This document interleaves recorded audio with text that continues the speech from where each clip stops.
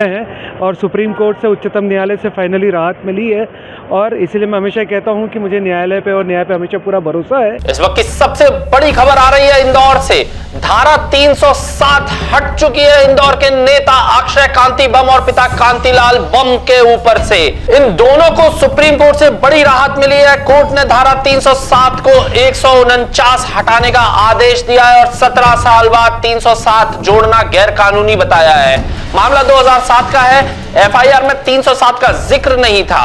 24 अप्रैल 2024 को शिकायतकर्ता यूनुस गुड्डू ने 307 जोड़ने का आवेदन दिया था और सेशन और हाई कोर्ट ने मंजूर भी कर लिया था। सुप्रीम कोर्ट ने इसे अवैध माना और वकील सुप्रीम कोर्ट ने कहा है कि 17 साल बाद 307 जोड़ना कंप्लीटली इलीगल है। चार्ज हटा दिया गया है और केस में सिद्धार्थ लूथरा, तनवीर अहमद और अभिनव मल्होत्रा ने पैरवी भी की है।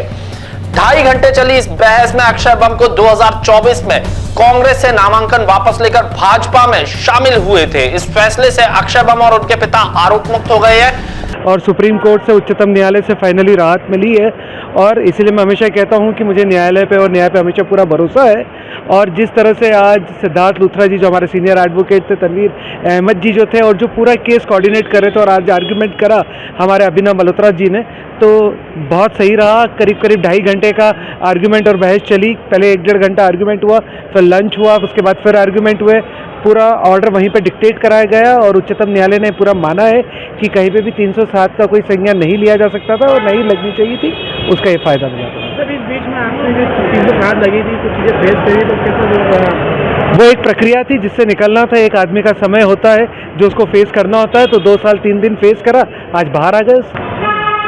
आज माननीय उच्चतम न्यायालय ने फाइनल ऑर्डर पास करके सेक्शन 307 जो अटेम्प्ट टू मर्डर का ऐड हुआ था अक्षय कांतिलाल जी और कांतिलाल बम जी के अगेंस्ट, उस सेक्शन 307 का चार्ज हटा दिया है। माननीय सुप्रीम कोर्ट ने बोला है कि 17 साल बाद जो आवेदन लगाया गया था 307 को ऐड करने के लिए, वो कम्प्लीटली इलीगल है। एफआईआर में भी 2007 में और चार्जशीट में भी कहीं पर भी 307 का कोई उल्लेख नहीं था और 307 का जो अर्जी 2024 में फाइल की गई वो माननीय ट्रायल कोर्ट ने, मजिस्ट्रेट कोर्ट ने और सेशंस न्यायालय ने जो उसका एडिशन किया है वो कम्प्लीटली गलत है।